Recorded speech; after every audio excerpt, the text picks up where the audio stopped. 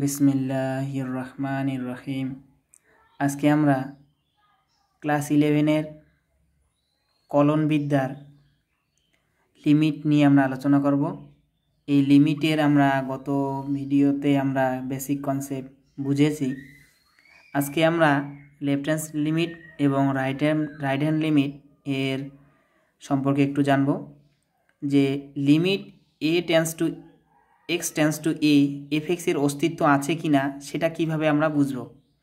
এবার অস্তিত্ব ব্যাপারটা কি? অস্তিত্ব ব্যাপারটা হচ্ছে কোনো একটা ফাংশান, মানে এই যে একটা এফএক্স একটা ফাংশান, এই ফাংশানের এক্স ইকুয়াল টু এ বিন্দুতে, অর্থাৎ এক্সের মান যখন আমরা এ পুট করব তখন ফাংশানের মানটা বাস্তব হবে না অবাস্তব হবে, না নির্ণয় করা সম্ভব কি সম্ভব না, সে বিষয়টাই হচ্ছে অস্তিত্বের ব্যাপার। যে FX limit FX X tends to A এর অস্তিত্ব তখনই থাকবে, এটা আমরা গাণিতিকভাবে কিভাবে বলবো, যখন left hand limit right hand limit এবং লেফট হ্যান্ড লিমিট উভয়ের অস্তিত্ব থাকবে এবং দুটির মান যখন ইকুয়াল হবে তখন আমরা বুঝবো যে এফএক্স এই যে অপেক্ষকটির limiting value X equal to এতে অস্তিত্ব থাকবে। অর্থাৎ ব্যাপারটা আমি আরেকবার বলি, যে কোনো একটা লিমিটের ডান দিক থেকে কোনো একটা ফাংশানের ডান দিক থেকে এবং বাঁ দিক থেকে যদি লিমিট নেই, যদি দুটারই অস্তিত্ব থাকে এবং দুইটার মান যদি ইকুয়াল হয় তবে বলা হবে যে ফাংশানটির এক্স ইকুয়াল টু এ বিন্দুতে অস্তিত্ব আছে। এবার মৌলিক সূত্রগুলি আমরা একবার দেখে নিই। লিমিট এক্স টেন্স টু এ, এরপরে function 1 function 2 function 3 dot dot dot, এই অনেকগুলি ফাংশানের যদি যোগ অথবা বিয়োগ থাকে তাহলে ফাংশানগুলিকে আমরা ভাগ আলাদা আলাদা করে দিতে পারি। Limit x tends to A f1x মানে প্রথম ফাংশনের লিমিট, দ্বিতীয় ফাংশনের লিমিট, তৃতীয় ফাংশনের লিমিট, হ্যাঁ, এভাবে আমরা যোগ বিয়োগ থাকলে আলাদা করে দিতে পারি। লিমিট এক্স টেন্স টু এ সেখানে গুণ যদি থাকে তাহলে আমরা আলাদা করে দিতে পারি। যদি limit x tends to a f x by phi x, এখানে ফাই এক্স বলতে f1x f2xও আমরা লিখতে পারতাম, ফাই এক্স হচ্ছে আলাদা আর একটা ফাংশান। হ্যাঁ, এখানে কন্ডিশন হচ্ছে নিচে যেটা থাকবে অর্থাৎ হর হিসেবে যেটা থাকবে সেটা কখনোই জিরো হওয়া যাবে না। Limit x tends to A phi x not equal to zero, এই কন্ডিশনটা কিন্তু আমাদের কাজে লাগবে। এই কন্ডিশনটি কাজে লাগবে না, এই কন্ডিশনের কনসেপ্টটা আমাদের কাজে লাগবে। যদি এটা আমাদের প্রয়োগ করতে হবে না, কিন্তু এটা আমাদের অবশ্যই লিখতে হবে পাশে, যে হর কখনোই জিরো হবে না। যদি হর জিরো হয়ে যায় তাহলে লিমিট করার নিয়ম অন্যভাবে করতে হবে। এর পরবর্তীতে হচ্ছে দুটি ফাংশান যদি থাকে পরপর, হ্যাঁ, এটা জাস্ট রিভিশনের জন্য বলছি কিন্তু, আর এই সূত্রগুলি বারবার প্র্যাকটিস করবে, তা না হলে কিন্তু সহজ ব্যাপার ক্লিয়ার হবে, মানে কি কনফিউশন ফিল হবে। তো limit x tends to A phi of F X equal to ফাইটাকে আমরা, মানে দুটি ফাংশান আমি গত ভিডিওতে বলেছিলাম যে ফাংশান অফ ফাংশান এক্স, হ্যাঁ, ফাংশান অফ ফাংশান মানে ফাংশানের ফাংশান, অপেক্ষকের অপেক্ষক। হ্যাঁ, আমি একটা উদাহরণ দেই, মনে করো একটা বড় একটা মেশিন আছে। এবার এই মেশিনেরই বিভিন্ন ছোট ছোট মেশিন আছে। মনে করো একটি কাপড় সেলাইয়ের মনে করো একটা মেশিন আছে। তো কাপড় সেলাইয়ের কি হবে, প্রথমে একটা মেশিন কি করবে, কাপড়টাকে প্লেস করবে, আর একটা মেশিন সেটাকে কাটবে, আর একটা মেশিন সেটাকে পর্যাপ্ত মানে নির্দিষ্ট সাইজ দেবে। তো আর একটা মেশিন সেলাই করবে, আর একটা মেশিন সেটা প্যাকেট করবে। এবার এই সমস্ত মেশিনকে আর একটা বড় মেশিন আবার কি করতেছে, ম্যানেজ করতেছে। একটা বড় মেশিনের মাধ্যমে সেটা আবার সেই সমস্ত কাজগুলিকে এক জায়গায় করা হচ্ছে। অর্থাৎ মেশিন তো চলছে, ছোট ছোট মেশিন বিভিন্ন কাজ করছে। এবার এই সমস্ত মেশিনকে যখন আর একটা মেশিন হ্যান্ডেলিং করবে, সেটা হচ্ছে ওই রকম ব্যাপারটা, যে মেশিনেরই মেশিন, যে একটা মেশিন সমস্ত মেশিনকে পরিচালনা করছে। অর্থাৎ ফাংশনটা এরকম যে এই যে ছোট একটা ফাংশন এফএক্স, এই এফএক্সটা আবার কার অংশ, আর একটা ফাইয়ের অংশ। অর্থাৎ ফাই একটা ফাংশন, সেই ফাংশনের এলিমেন্টগুলি প্রত্যেকে এক একটি করে ফাংশন, এটা মনে রাখতে হবে। এই ব্যাপারটা কিন্তু, এই কনসেপ্টটা কিন্তু আমরা অন্য অধ্যায়ে সেট তথ্য, সেখানে আমরা ভালো করে বুঝবো, এটার অ্যাপ্লিকেশন আমরা হায়ার ম্যাথামেটিক্সে ভালো করে শিখব। এবার আমাদের কিছু লিমিট ডাইরেক্ট মনে রাখতে হবে। যেমন আমরা নামতার ঘর মুখস্থ করি, কেন মুখস্থ করি? যে যাতে করে আমরা কিছু গুণ আমরা যেন না করেই বলতে পারি। যে 5 বারং 60 হয়, সেটা আমাদের মুখস্থ করে রাখতে হয়। 5 আর 12 গুণ করলে 60 হবেই, সেটা তো আমরা জানি, এটা তো ছোট ক্লাসে আমরা অঙ্ক হিসেবে শিখেছি। এবার যখন আমরা এটা মুখস্থ করব, তখন কি হবে? সেটা সহজে অ্যাপ্লিকেশন করতে পারবো আর সহজে সেটার প্রয়োগ আমি করতে পারবো। তো limit x tends to x to the power n minus a to the power n by x minus a, এই যে লিমিট, এই লিমিট কিভাবে আসে সেটা তো আমরা শিখবই। এর অ্যান্সারটা কি হয়? n into a to the power n minus 1। এই অ্যান্সারটা আমরা মুখস্থ করে রাখবো। তাহলে কি হবে? যখনই এই ধরনের কোনো ফর্ম চলে আসবে, আমরা ডাইরেক্ট অ্যান্সার পুট করে দেব। বোঝা গেল? এটা কেন মুখস্থ করতে হবে? যে আমরা যখনই দেখবো কোনো একটা লিমিট দেবে, বড় লিমিট, যখন আমরা এই ধরনের আকারে নিয়ে আসতে পারবো, সঙ্গে সঙ্গে আমি অ্যান্সারটা পুট করে দিতে পারবো। তারপর এতে কি হবে? এই জায়গাটা যেহেতু বারবার করতে লাগে, তো আমরা এই জায়গাটা মুখস্থ করে ফেলবো আর একবারে অ্যান্সার লিখে দেবো। এটা কিন্তু কাজে লাগবে। আর দ্বিতীয় সূত্রটি দেখো, লিমিট এক্সটেন্স টু 0, এটা ছিল এক্সটেন্স টু a, এটা কিন্তু এক্সটেন্স টু 0। এই জায়গাটা কিন্তু মনে রাখতে হবে। sin x by x equal to 1, এটা সর্বদা হয়, তো এটাও আমরা মনে রাখবো। এটা আমরা প্রমাণ করবো। এটা কিন্তু একটা অঙ্ক, limit x tends to 0 sin x by x, এই লিমিটটা বের করতে হবে আমাদের, এটা আমরা শিখবো এখনই। আর এর মান যে 1 হয় সেটা আমরা মনে রাখবো, যখনই sin x বাই x চলে আসবে তখনই আমরা 1 পুট করে দেব। তোমরা কিন্তু লিমিট ভালো করে করবে, কারণ লিমিটের পরের অধ্যায় হচ্ছে ডেরিভেটিভ। হ্যাঁ, তো ডেরিভেটিভ, তারপরের ডেরিভেটিভ কিন্তু higher mathematics, physics, chemistry, biology সব ক্ষেত্রেই সমানভাবে প্রযোজ্য। আর ইকোনমিক্সের ক্ষেত্রেও একদম দারুণভাবে, যারা সায়েন্স নিয়ে পড়ার পর ইকোনমিক্স অনার্স নিয়ে পড়তে চাও, তাদের ক্ষেত্রেও ডেরিভেটিভ ইন্টিগ্রেশন খুবই গুরুত্বপূর্ণ ব্যাপার। তো লিমিটিং ভ্যালুর কনসেপ্ট থেকেই ডেরিভেটিভের আবির্ভাব। তো ডেরিভেটিভ একটা নতুন অধ্যায়, নতুন পৃথিবীর বিবর্তনের জন্য ডেরিভেটিভের কোনো তুলনা নেই। পৃথিবীতে আর কোনো শিক্ষা ডেরিভেটিভের সংস্পর্শে, ডেরিভেটিভের কাছাকাছি আসতে পারে না। তো ডেরিভেটিভ শেখার জন্য আমাদের লিমিটিং ভ্যালুর যে কনসেপ্ট, সেটা আমাদের জানতে হবে। এই জন্য তোমরা ভালো করে এইসব করবে। এখন আমি আজকে কিছু উদাহরণ নিয়ে আলোচনা করছি, কারণ উদাহরণগুলি যখন ক্লিয়ার হবে, অঙ্ক সহজ, অঙ্কের ক্যালকুলেশন তোমরা একবার যদি অঙ্কটা দেখো, তো অঙ্কটা নিজে থেকে করতে পারবে। আর অঙ্কটা না পাওয়ার একমাত্র কারণ হচ্ছে কিভাবে প্রেজেন্ট করে, কিভাবে ম্যানেজ করে, কিভাবে অ্যারেঞ্জ করে, সেটা কিন্তু সবাই ভুলে যায়, বুঝতে পারে না, কনফিউশন ফিল করে। তাই আমি বইয়ের উদাহরণ নিয়ে আলোচনা করছি, যাতে করে তোমাদের এই যে কনফিউশনমূলক যে ব্যাপারটা, সেটা যে দূর হয়ে যায়। আর অঙ্ক তো একবার দেখলে পেয়ে যাবে, অঙ্ক নিয়ে চাপ নেই, সহজ অঙ্ক। ক্যালকুলেশন কখনো কখনো কঠিন হয়। অঙ্কের সিস্টেমটা যদি তোমরা বুঝে যাও, তাহলে বাকিটা কিন্তু একদমই সহজ। তো প্রথমে আমরা এই লিমিটটা আমরা শিখে নেব, যে এটা কীভাবে আসছে। তো আমরা একবার দেখে নেই যে কিভাবে আসলো এটা, আর সূত্রটা কিন্তু মুখস্থ করতে হবে। তো সহজ ব্যাপার, লিমিটের যে একদম বেসিক কনসেপ্ট, সেখান থেকে আমরা এই ব্যাপারটা পেয়ে যাই। প্রথমে মনে করো যে n ইকুয়াল টু ধনাত্মক পূর্ণ সংখ্যা। এই যে nটা হচ্ছে ধনাত্মক পূর্ণ সংখ্যা। তাহলে আমরা দেখো কি করব, যে এবার আমরা এই জায়গাটা দেখো, x to the power n minus a to the power n, একে আমরা ভাগ করে দিলাম x মাইনাস a। ভাগ মানে একদম পাতি ভাগ করে দিলাম, যেটা ভাগের নিয়ম। হ্যাঁ, বীজগাণিতিক ভাগের যে নিয়ম, এখানে ভাগ করে দিলে এরকমটা চলে আসে। দেখো এই যে এরকম চলে আসবে।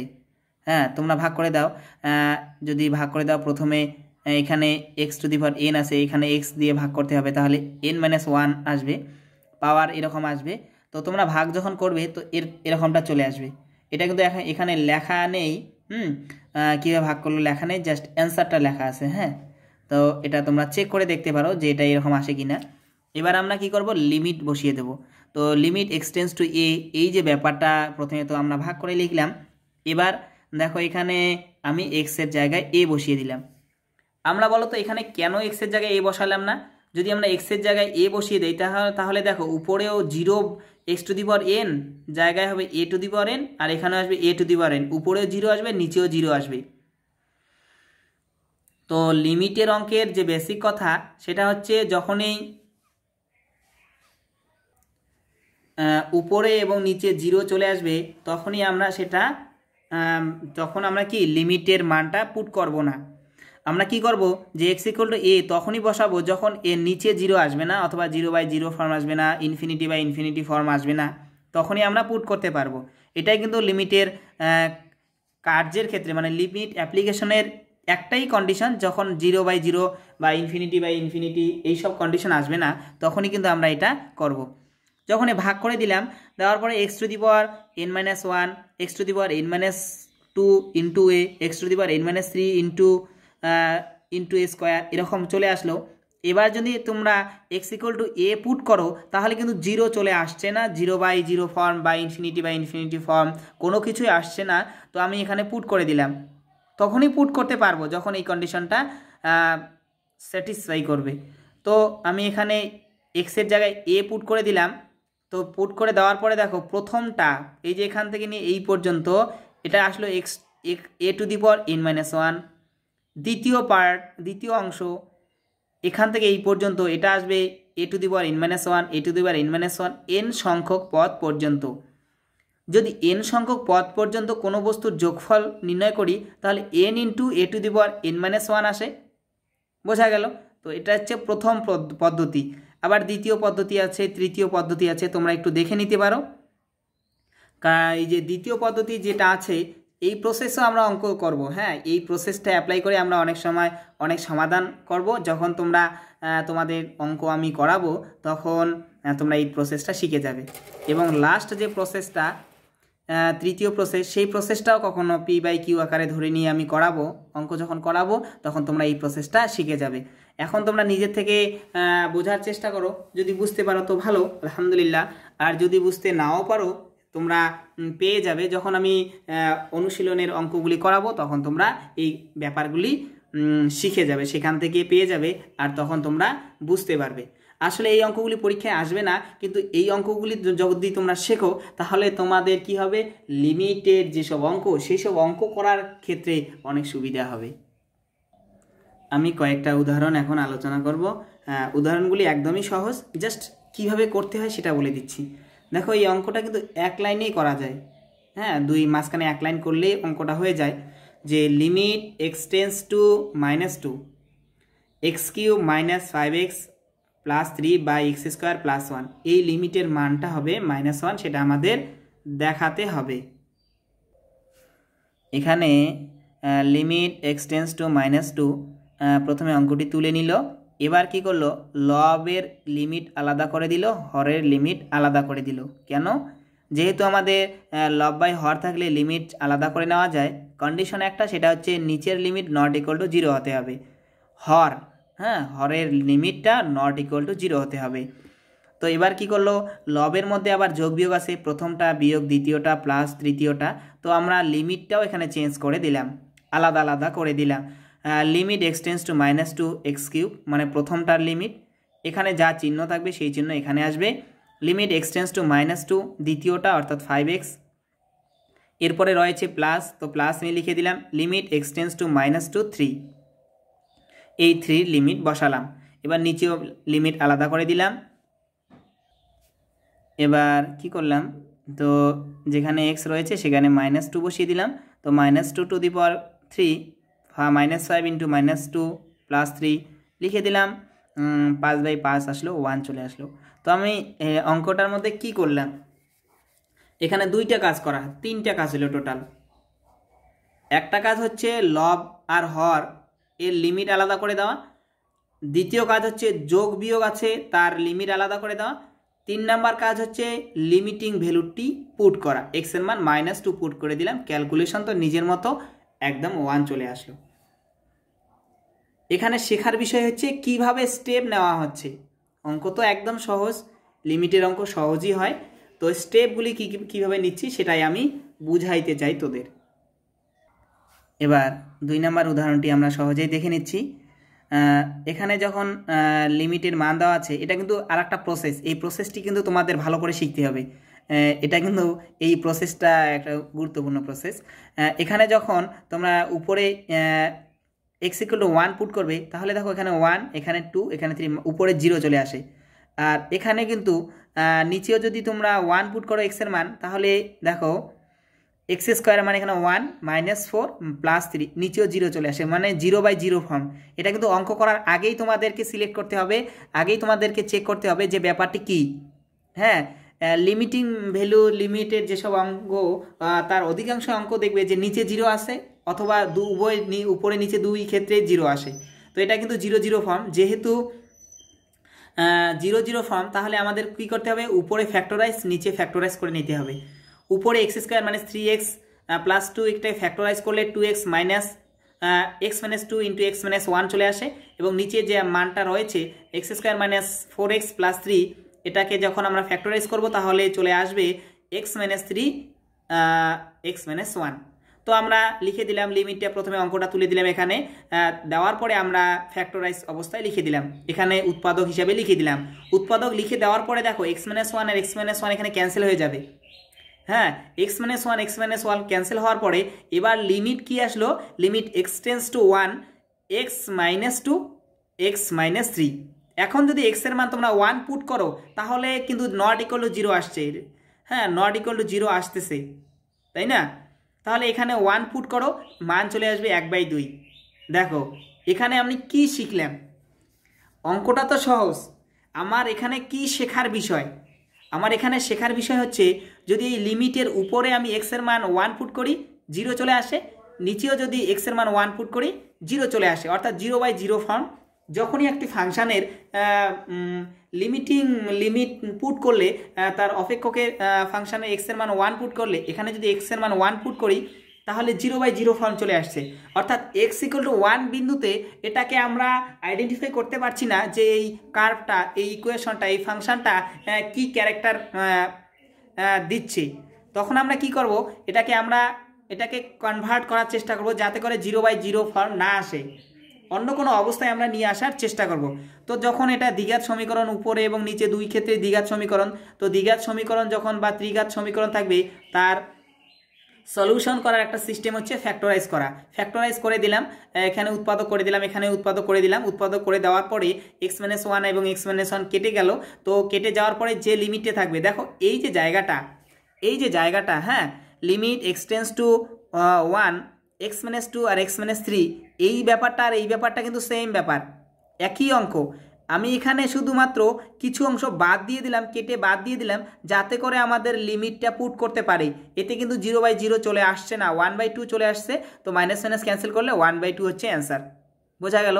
শেখার বিষয়টা হচ্ছে, যখন দ্বিঘাত ত্রিঘাত সমীকরণ থাকবে, তখন আমরা যদি 0/0 ফর্ম বা 0/∞/∞ ফর্ম পেয়ে যাই, তাহলে আমাদের কি করতে হবে, ফ্যাক্টরাইজ করে কিছু অংশ বাদ দিতে হবে, বাকি অংশের লিমিট পুট করতে হবে, সেটাই হবে অ্যান্সার। এটাই আমাদের শেখার বিষয়। এবার আমরা এই অঙ্কটা দেখব। এখানেও দেখো যে প্রথম অঙ্কে কি বলছে, লিমিট x টেন্ডস টু 2। তোমরা যদি এখানে 2 পুট করো, দেখো নিচে কি আসবে, নিচে আসবে 2² মানে 4 - 4, নিচে 0 চলে আসছে। নিচে তো 0 আসা যাবে না, তো নিচে যখন 0 আসা যাবে না, তো তখন আমাদের কি করণীয়, একবার দেখে নিই এরা কি করলো। আচ্ছা, নিচে কি করলো, ও একদম সিম্পল কাজ। তো উপরে যা আছে তার অনুবন্ধী দিয়ে উপরে নিচে গুণ করে দিল। কি করলো, উপরের অনুবন্ধী দিয়ে উপরে নিচে গুণ করে দিল। দেখো ব্যাপারটা কি দাঁড়ায়, উপরে আছে x - √3x - 2। এই যে x মাইনাস আছে, তো এখানে প্লাস দিয়ে উপরে গুণ করলো, প্লাস দিয়ে নিচে গুণ করে দিল। তারপরে ক্যালকুলেশন করতে রইল, করতে করতে ক্যালকুলেশন কীরকম কী আসলো, ক্যালকুলেশন চলে আসলো। এখানে দেখো যে উপরে চলে আসলো x - 2, নিচে চলে আসলো x - 2 x + 2, কারণ হচ্ছে x² - 4², 4 মানে 2 স্কোয়ার, তাহলে লেখা যায় এটা x মাইনাস 2 x প্লাস 2। দেখো x মাইনাস 2 ক্যান্সেল হয়ে গেল। তো ক্যান্সেল হওয়ার সময় হওয়ার পরে যে মানটি রইল সেখানে দেখো x এর মান 2 পুট করলে 0 চলে আসছে না, নিচে উপরেও আসছে না নিচেও না। তো আমি এখন x এর মান 2 পুট করে দিলাম, তো আমাদের চলে আসলো 1/16। বোঝা গেল? তো আমি এটা কি করে বুঝবো যে কখন উপরে নিচে অনুবন্ধী দিয়ে গুণ করতে হবে, কখন ফ্যাক্টরাইজ করতে হবে? এটা তোমাদের শিখতে হবে। এটাই হচ্ছে শেখার বিষয়, যে কিভাবে এটাকে আমি ম্যানেজ করব। তো আমি এবার বলি। দেখো এই যে প্রথম অঙ্ক কিন্তু ফ্যাক্টরাইজ করা যায়, যেহেতু দ্বিঘাত সমীকরণ আমরা ফ্যাক্টরাইজ উৎপাদক আমরা করতে পারি, উৎপাদকে বিশ্লেষণ। তো উৎপাদকে বিশ্লেষণ করে দিলাম, অঙ্কটা এইভাবে হবে। এবার এই অঙ্কে দেখো নিচেরটাকে উৎপাদকে বিশ্লেষণ করা যায়, কিন্তু উপরেরটাকে তো উৎপাদকে বিশ্লেষণ করা যায় না। তো আমি কি করব, যখন দেখো রুট ওভার যেহেতু আছে, উপরে রুট আছে, তাহলে এই রুটটাকে হটাইতে হবে। আর একটা কথা হচ্ছে এক্স এর মান x টেন্স টু 2, অর্থাৎ x ইকুয়াল টু -2 কখনোই রাখা যাবে না। যখনই x - 2 রাখবে তখনই 0 আসবে। অর্থাৎ দেখো আমাদের এমনভাবে কাজ করতে হবে এখানে যাতে করে x - 2 এই ফ্যাক্টরটা না থাকে। দেখো এখানে x² - 4 আছে, তাহলে 4 কে লেখা যায় 2 স্কয়ার, তাহলে x² - 2 স্কয়ার এখানে হবে। হ্যাঁ, তো দেখো এই যে x - 2 আর x + 2, এই x - 2টাকে হটাইতে হবে, কারণ এখানে যদি তুমি 2 পুট করো তাহলে কিন্তু 0 আসবে না, এখানে যদি তুমি 2 পুট করো তাহলে কিন্তু 0 আসবে। অর্থাৎ এই যে মানটা x - 2, এই যে ফ্যাক্টরটা, এই যে উৎপাদকটা, এই উৎপাদকটাকে আমাদেরকে হটাইতে হবে, তাই না? তো উপরে আমি এমন কিছু দিয়ে গুণ করব যাতে করে এরকমটা চলে আসে। তো আমি কি করলাম, এই যে উপরেরটার অনুবন্ধী দিয়ে উপরে নিচে গুণ করে দিলাম, তাহলে এরকমটা চলে আসলো। মান বসিয়ে দিলাম, 1/16 চলে আসলো। এবার পরের লিমিটটা দেখো একদম সেম রে ভাই, কিচ্ছু না। উপরে একটা √1 + ax minus √1 - ax by x, x এর মান 0, এক্স এর মান 0 পুট করো, নিচে 0 চলে আসছে, তো নিচে 0 আসা যাবে না, তাহলে লিমিট আমাদের অ্যাপ্লাই করা এই মুহূর্তে যাচ্ছে না। তাহলে কি করব, উপরে যে মানটা রয়েছে মাইনাস দিয়ে প্রথমটা মাইনাস দ্বিতীয়টা, তাহলে উপরের অনুবন্ধী দিয়ে উপরে নিচে গুণ করে দিচ্ছি আমি। দেখো উপরের অনুবন্ধী দিয়ে উপরে এবং নিচে গুণ করে দিচ্ছি। গুণ করে দেওয়ার পরে ক্যালকুলেশনটা করো একদম নিজের মতো করে। ক্যালকুলেশন কিন্তু নিজের মতো করে করবে, ব্যাপার হচ্ছে একটাই, যে কখন আমি এখানে আমি লিমিট পুট করতে পারছি কি না। যেহেতু নিচে 0 চলে আসছে, তাহলে লিমিটিং ভ্যালুটি আমি পুট করতে পারছি না। তো আমাদের কি করতে হবে, হয় ফ্যাক্টরাইজ করতে হবে, না হলে কোনো একটা ফ্যাক্টর দিয়ে উপরে নিচে গুণ করতে হবে, কোনো একটা উৎপাদক দিয়ে উপরে নিচে আমাদেরকে গুণ করতে হবে। তো আমি এই যে মানটা রয়েছে উপরে 1 + x মাইনাস √1 - x, এর অনুবন্ধী এখানে মাইনাস রয়েছে, তো এর মাইনাসের অনুবন্ধী হচ্ছে প্লাস, এই প্লাস দিয়ে উপরে গুণ, এই প্লাস দিয়ে নিচে গুণ করে দিলাম। এবার পরের লাইনে কি করলাম, যখন অনুবন্ধী দিয়ে উপরে নিচে গুণ করে দিলাম, উপরে কিন্তু আসবে a + b × a - b, ওই সূত্র অ্যাপ্লাই করে আমরা 4ab সূত্র অ্যাপ্লাই করে এটা আমরা পাবো। এবার দেখো যে মানটা চলে আসলো x টেন্স টু 0, দেখো এখানে নিচেও x আছে, উপরে x ক্যান্সেল হয়ে গেল। এবার যে মানটা চলে আসলো এই জায়গাটা, limit x tends two 0 something, এখানে কিন্তু যদি তুমি x এর মান 0 পুট করো তাহলে নিচে 0 আসবে না, উপরেও 0 আসবে না। তো উপরে 0 আসলে অসুবিধা নেই, তাহলে উপরে 0/সামথিং মানে 0ই হবে। অনেক সময় লিমিটিং ভ্যালু 0 আর চলে আসে, অসুবিধা নেই, নিচে কখনো 0 আসা যাবে না। তো নিচে যেহেতু 0 আসছে না, তখন আমরা x = 0 পুট করতে পারি। তো আশা করি বুঝতেছো এভাবে অঙ্কগুলি করতে হবে। কয়েকটা ব্যাপার, শুধু কয়েকটা সিস্টেম, আমি আজকে শুধু তোমাদের সিস্টেম শেখাবো। অঙ্ক কিভাবে করতে হয় অঙ্ক একবার দেখলে পেয়ে যাবে। মিডিল টার্মের অঙ্ক যেমন, এইসব অঙ্ক তেমন, যে মিডিল টার্ম কিভাবে করতে লাগে সেটা শেখার একটা ব্যাপার, আর অঙ্কটা কিভাবে হয় সেটা তো একদম সিম্পল ব্যাপার। যদি মিডিল টার্ম ব্যাপারটা বুঝো তাহলে অঙ্ক কিছুই না। জিরো ম্যাথ অথবা ভেনিশিং, অর্থাৎ ভেনিশিং মেথডের ক্ষেত্রেও তাই, ভেনিশিং মেথডের সিস্টেমটা প্রথমে শিখতে হয়, যে কীভাবে ভেনিশিং মেথডের অঙ্কগুলি করতে হয়। তারপরে কত দিয়ে সেটা ভেনিশ হবে সেটা আমরা দেখি, কারো একটা খাতা দেখলেই বুঝতে পারবো। হ্যাঁ, আমরা পাশের একজনের খাতা যদি দেখতে পারি 1 সেকেন্ড বা 2 সেকেন্ডের জন্য কত দিয়ে মিলে গেল, সেটা দেখলেই আমরা যেমন পেয়ে যাই। তো এই অঙ্কের দুটি ব্যাপার, সেটা হচ্ছে কিভাবে অঙ্কগুলি করতে লাগে, আর অঙ্কটা কত পুট করলে অঙ্কটা মেলে, সেটা আমাদের এই দুটি ব্যাপার জানতে লাগে। একটা হচ্ছে সিস্টেম, কিভাবে আমি স্টার্ট করব, আর একটা কখন আমি এক্সের মান পুট করব, এই দুইটা ব্যাপার।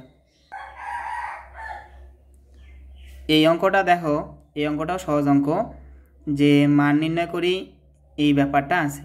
দেখো উপরে x to the power 4x cube minus 5x square, এখানে সব জায়গায় x আছে।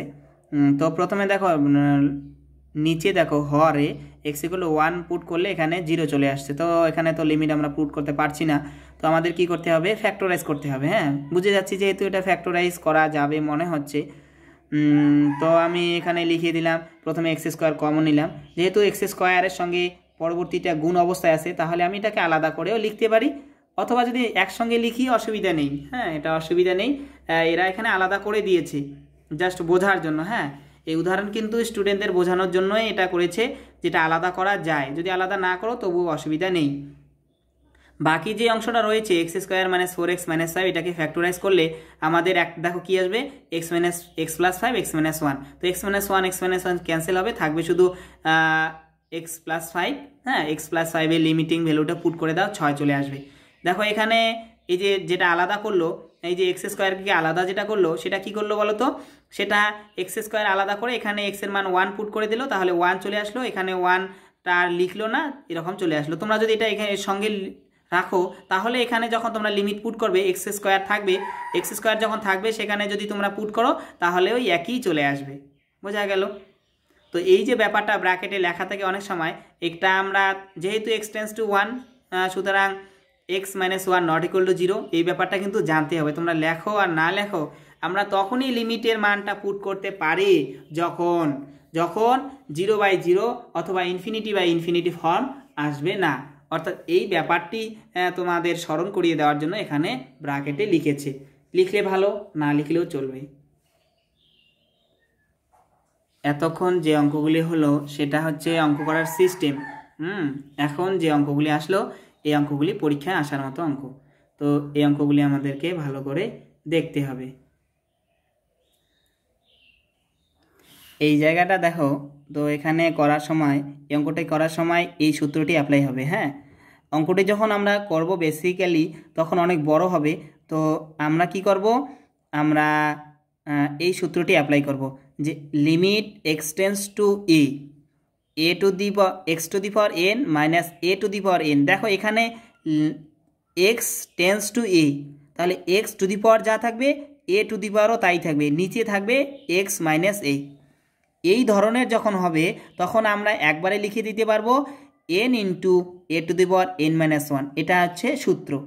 তো দেখো এখানে একটা ব্যাপার, যে এক্স টেন্স টু -2 আর এখানে আছে এক্স মাইনাস প্লাস 2, তো আমরা দেখো এই জায়গাটাকে আমরা যদি এভাবে নিয়ে আসতে পারি তাহলে কিন্তু ডাইরেক্ট আমরা অ্যান্সারটা লিখে দিতে পারি।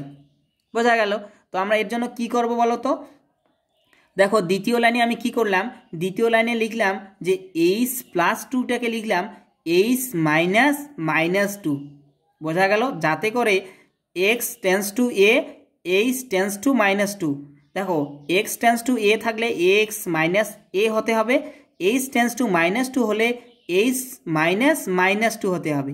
আবার কি লেখা যায়, দেখো 32কে লেখা যায় -2 টু দি পাওয়ার 5।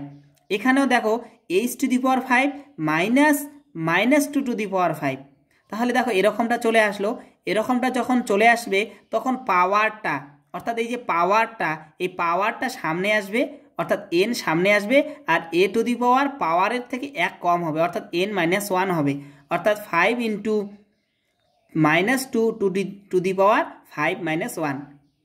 এই সূত্রের সঙ্গে এই ব্যাপারটা মিলিয়ে নাও। পাওয়ার কত ছিল এখানে 5, এখানে 5, তাহলে পাওয়ার হচ্ছে 5, পাওয়ারটা সামনে আসবে, আর এর পরিবর্তে এখানে -2 এর পাওয়ার 1 কমবে, দেখো n-1। এখানে যেহেতু 5, এখানে পাওয়ার n ছিল তাহলে n-1, এখানে 5 ছিল তাহলে 5 - 1 অর্থাৎ 4। ক্যালকুলেশন করলে আমাদের চলে আসবে 80। বোঝা গেল? তো এভাবে সূত্র অ্যাপ্লাই করতে হবে। সহজ ব্যাপার, অঙ্কগুলি না সহজই, ক্যালকুলেশনও সবই সহজ, শুধু আইডেন্টিফাই করতে লাগে যে কিভাবে আমি এটাকে হ্যান্ডেলিং করব, কিভাবে এটাকে আমি স্টার্ট করব। হ্যাঁ, এই ব্যাপারটা কিন্তু অনেক গুরুত্বপূর্ণ। তোমরা যদি ভুল পথে অঙ্কটা করা শুরু করো তাহলে অঙ্ক কিন্তু মহাসমুদ্র হয়ে দাঁড়াবে। তো এই ব্যাপারটা তোমাদের লক্ষ্য রাখতে হবে। স্টার্টিংটাই হচ্ছে গুরুত্বপূর্ণ। এখানে আমাদের বুঝতে হবে কিভাবে আমি অঙ্কটি শুরু করব। এবার এই 2 নম্বর অঙ্কটি আমরা দেখব। এটা একটা নতুন প্রসেস, এটার নাম হচ্ছে প্রতিস্থাপন প্রসেস, প্রতিস্থাপন করা। হ্যাঁ, তো প্রতিস্থাপন করার জন্য আমাদের 2টি ব্যাপার শিখতে হবে। একটা হচ্ছে প্রতিস্থাপন করার জন্য আমাদেরকে মনে ধরতে হবে, ধরে নিতে হবে। আর একটা হচ্ছে লিমিট চেঞ্জ করার ব্যাপার, যে লিমিটটা আমি চেঞ্জ করব। লিমিট, এই যে x টেন্ডস টু 0, এই লিমিটটাকে চেঞ্জ করা যায়। তো এটা একটা নতুন ব্যাপার। আমি কিন্তু আবারও বলছি যে আজকে কিন্তু আমি অঙ্ক শেখাচ্ছি না, আমি আজকে অঙ্ক করার যে বিভিন্ন টাইপ, বিভিন্ন প্রসেস, সেই প্রসেসগুলি শেখাচ্ছি। এই ভিডিওটি কিন্তু তোমাদের একাধিকবার দেখা উচিত। যাতে করে অঙ্ক তো নয়, অঙ্ক শেখার জন্য নয়, জাস্ট প্রসেসটা তোমাদের মনে রাখার জন্য। যদি প্রতিভাবান হয় তাহলে একবার শিখলেই হবে, একবার দেখলেই হবে। তো এটা কিন্তু ভালো করে দেখো যে কি আছে অঙ্কের মধ্যে। ডান দিক কি আছে সেটা আমাদের পড়ে, বাঁ দিকে 1 + x to the power half minus 1 by 1 + x to the power 1/3 minus 1। তো দেখো যে 1 + x আর 1 + x এই দুটো কিন্তু মিলে যাচ্ছে। আর এখানে পাওয়ারটা দেখো একদম জটিল। এখানে 1, এখানে 1/2, এখানে 1/3। না ফ্যাক্টরাইজ করতে পারছি, না আমি কোনো একটা উৎপাদক দিয়ে উপরে নিচে গুণ করতে পারছি, আমি কিছুই করতে পারছি না। তো আমাদের এই মুহূর্তে আমাদের যেটা করণীয় সেটা হচ্ছে, যেহেতু এখানে 1 + x 1 + x মিলে যাচ্ছে, তো এটাকে আমরা প্রতিস্থাপন প্রসেস আমরা অ্যাপ্লাই করতে পারি। তোমরা কিন্তু নিচু ক্লাসে উৎপাদক করার সময়, সমাধান করার সময় তোমরা 4টি প্রসেস শিখেছো। বড় ক্লাসে আরও প্রসেস শিখবে। তো যে কোনো একটা প্রসেস করলেই কিন্তু হয়ে যেত।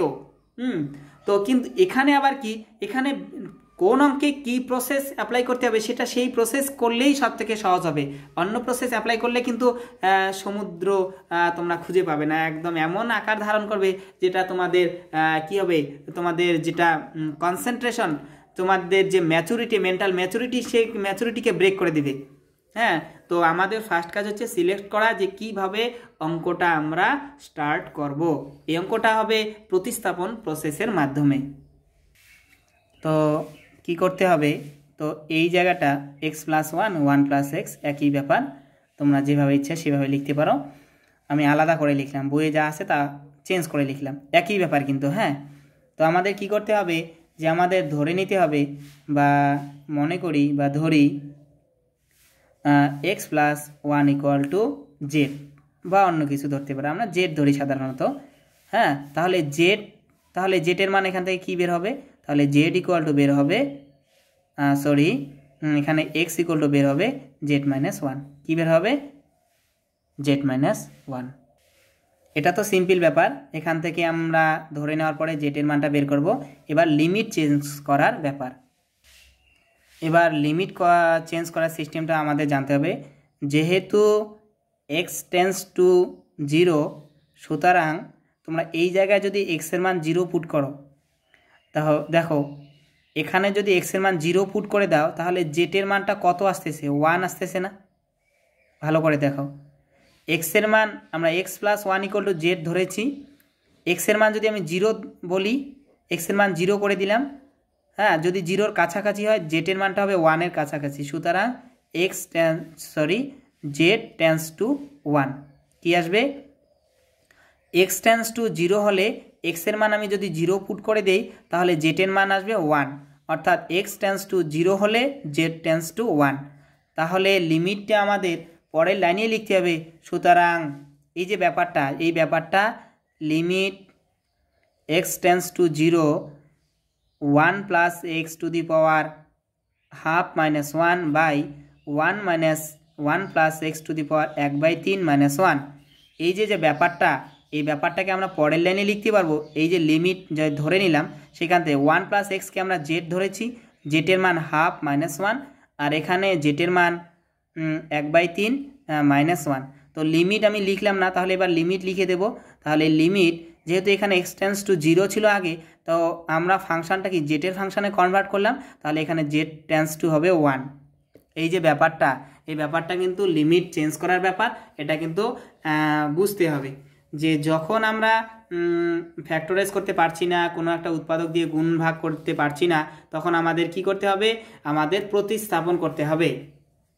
প্রতিস্থাপন করার সিস্টেম যখন আমরা করব তখন আমাদের ধরে নিতে হবে x plus one equal to Z. তাহলে যেখানে এক্স প্লাস ওয়ান আছে সেখানে আমরা জেড পুট করব, আর এক্স এর মান যদি আমি 0 পুট করি তাহলে জেড এর মান আসতেছে 1, আর যেহেতু এক্স টেন্স টু 0 সুতরাং জেড টেন্স টু 1। তাহলে লিমিটটা যখন চেঞ্জ করব, ফাংশনটা যখন চেঞ্জ করব, তখন যে লিমিটটা আমাদের চেঞ্জ করে দিতে হবে, জেড টেন্স টু 1 লিখতে হবে। হ্যাঁ, তো এখন এই জায়গাটা তোমাদের করতে হবে, এই জায়গাটা এখন চেঞ্জ হয়ে গেল, এখন এই জায়গাটা নিজের ইচ্ছা মতো করো, যেভাবে ক্যালকুলেশন করলে হয়। তোমরা যদি এখানে 1 পুট করে দাও তাহলে 1 টু দি 1, হ্যাঁ, তাহলে কিন্তু নিচে 0 চলে আসছে। জেটের মান 1 পুট করো তাহলে 1 টু দি পাওয়ার 1/3 - 1, এটা কিন্তু 0 চলে আসে। তাহলে এবার আবার অঙ্কটা আমাদের করতে হবে। এবার আমরা আর একটা সূত্র অ্যাপ্লাই করব। সূত্র অ্যাপ্লাই, এই যে জানি যে সূত্রটা, যে limit x tends to a x to the power n minus a to the power n by x minus a equal to আমরা কি জানি, n মানে power into a to the power n minus 1, এরকমটা জানি। তো এই সূত্র আমরা এখন অ্যাপ্লাই করব। দেখো এখানে জেড আর এখানে 1, এখানে জেড এখানে 1, তাই না? তো আমি কি করব, আমি এখানে আর একটা কাজ করব। এই কাজটা কিন্তু মনোযোগ দিতে হবে, হ্যাঁ, বুঝতে হবে, এই ব্যাপারটা কিন্তু বারবার কাজে আসবে। তো দেখো কি করি, যে আমি ওপরেরটা নিচেরটাকে ভাগ করে দেই। আমি 2-3টে লাইনে করব, তোমরা কিন্তু এক লাইন একবারে করবে, স্টেপ জাম্প করবে। হ্যাঁ, আমি প্রথমে লিমিট জেড টেন্স টু 1 উপরেরটা লিখে দিলাম, z to the power half minus 1, আর limit z tends to 1 z to the power 1/3 - 1। আমি লবের আর হরের লিমিটটা আলাদা করে দিলাম। এবার দেখো কি করা যায়। এবার তোমরা কিন্তু এক লাইনে করবে, এইটা করবে না, হ্যাঁ, ডাইরেক্ট এটা করবে। এবার লিমিট আমি উপরেরটাকেও ভাগ করব জেড মাইনাস 1 দিয়ে, নিচেরটাকেও ভাগ করব জেড মাইনাস 1 দিয়ে। কারণ কি, দেখো পি বাই কিউ যদি থাকে আমি এটাকে লিখতে পারি P by A by Q by A, আমরা লিখতে পারি। কাটাকাটি করলে কিন্তু পরে এ ক্যান্সেল হবে, পি বাই কিউ এ চলে আসবে, এই ব্যাপারটা কিন্তু জানতে হবে। তো আমি লবকেও ভাগ করে দিলাম, হরকেও ভাগ করে দিলাম। তো লিমিট একসঙ্গে ভাগ করে দিলাম, জেড টেন্স টু 1। আমি এখানে লিখলাম যে z to the power half minus 1 by z minus 1, এই জেড মাইনাস 1 দিয়ে উপরে ভাগ করে দিলাম। আবার লিমিট জেড টেন্স টু 1, তাহলে z to the power 1/3 - 1 by z minus 1। তোমরা কিন্তু এখান থেকে ডাইরেক্ট এভাবে লিখে দেবে। হ্যাঁ, এবার দেখো এই যে প্রথম ওপরের অংশটা, এই যে সূত্র অ্যাপ্লাই হচ্ছে, দেখো Z to the power something minus Z to the power 1 to the power সামথিংকে এখানে হাফ লেখাই যায়, পরের লাইন তোমরা একবারে ডাইরেক্ট লিখে দেবে। এখানে জেড টু দি পাওয়ার 1/3, এখানে 1 টু দি পাওয়ার 1/3, এটা লেখা যায় তাই লিখে দিলাম। দেখো এই যে জায়গাটা উপরের অংশটি, হ্যাঁ, উপরের এই যে জায়গাটা, হ্যাঁ, এই যে উপরের অংশটি কিন্তু আমাদের এরকম সূত্রে অ্যাপ্লাই হচ্ছে। দেখো Z to the power half minus 1 to the power half by z minus 1। তাহলে আমরা কি লিখতে পারি, তাহলে আমরা কিন্তু উপরেরটাকে লিখতে পারি এন মানে হচ্ছে পাওয়ার, এন মানে কি পাওয়ার, পাওয়ার কত এখানে হাফ, তাহলে হাফ লিখে দিলাম উপরে। হ্যাঁ, হাফ লেখার পরে এ টু দি পাওয়ার n - 1, তাহলে এ মানে 1, 1 টু দি পাওয়ার 1 - 1 মানে 0, 1 কোনো টু দি পাওয়ার 0 = 1 হয়, তাহলে 1ই লিখে দিলাম উপরে। বোঝা যাচ্ছে কিনা দেখো, এটা কিন্তু নিচু ক্লাসের ব্যাপার, সূচকের ব্যাপার। আবার নিচেরটা বলি, দেখো একই ব্যাপার। তো Z to the power 1/3, 1 to the power 1/3, তাহলে আবার নিচে আছে জেড মাইনাস 1। তাহলে সূত্র কিন্তু এরকমই পড়ছে যে X to the power n বা minus A to the power n by X minus A. তাহলে সূত্র হবে n into A to the power n - 1। N এর মান হচ্ছে পাওয়ার, পাওয়ার এখানে হচ্ছে 1/3, পাওয়ার কত 1/3, আর এর মান কত, এর মান হচ্ছে 1। তাহলে 1-এর পাওয়ার যাই হোক না কেন, 1-এর পাওয়ার 1/3 - 1 যাই হোক না কেন, 1-এর পাওয়ার যাই হোক এটা 1 হয়।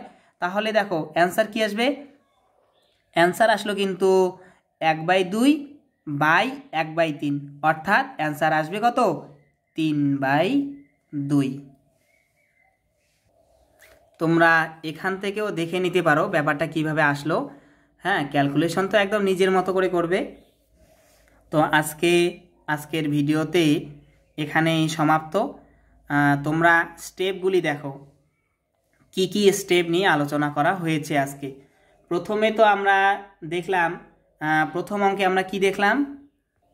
প্রথম অঙ্কে দেখলাম যে লিমিটগুলিকে লব বাই হর আকারে ভাগ করা যায়, যোগ বিয়োগ থাকলে আলাদা আলাদা করে ভাগ করা যায়, মান পুট করলে হয়ে যায়। দ্বিতীয় অঙ্কে কি শিখলাম? যে ফ্যাক্টরাইজ করতে হবে, ফ্যাক্টরাইজ করার পরে কেটে যাবে, সেখান থেকে আমরা মান পেলাম। তৃতীয় অঙ্কে কি পেলাম? যখন ফ্যাক্টরাইজও করা যাচ্ছে না, আলাদা করাও যাচ্ছে না, তখন আমাদের কি করতে হবে? উপরে নিচে এমন কিছু দিয়ে গুণ করতে হবে যাতে করে এক্স টেন্স টু 2, তো এক্স টেন্স টু 2 থাকলে এক্স মাইনাস 2টা অ্যাভয়েড হবে, কেটে যাবে। তাহলে এখানে এক্স মাইনাস টু কেটে গেল। তো তারপরে আমরা লিমিট পুট করলাম, হয়ে গেল। আবার এই অঙ্কে দেখো কি আসলো। হ্যাঁ, এটাই কিন্তু আজকে আমি শেখানোর জন্য ভিডিওটি বানিয়েছি, যে কিভাবে স্টেপ নিতে লাগে।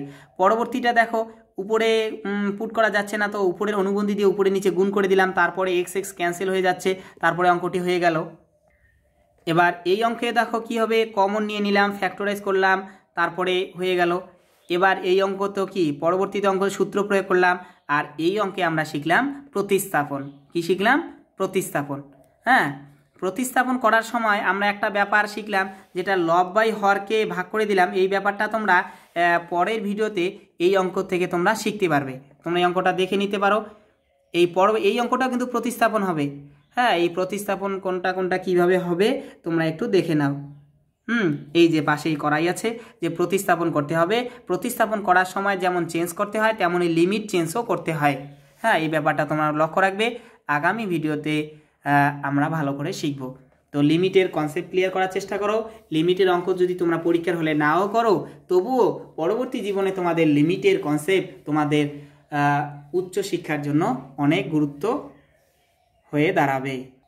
তোমরা সবাই কনসেপ্ট ক্লিয়ার করার চেষ্টা করো, আর অঙ্কের স্টেপগুলি আজকে শেখার চেষ্টা করো, যে কতভাবে অঙ্কগুলি করা যায়।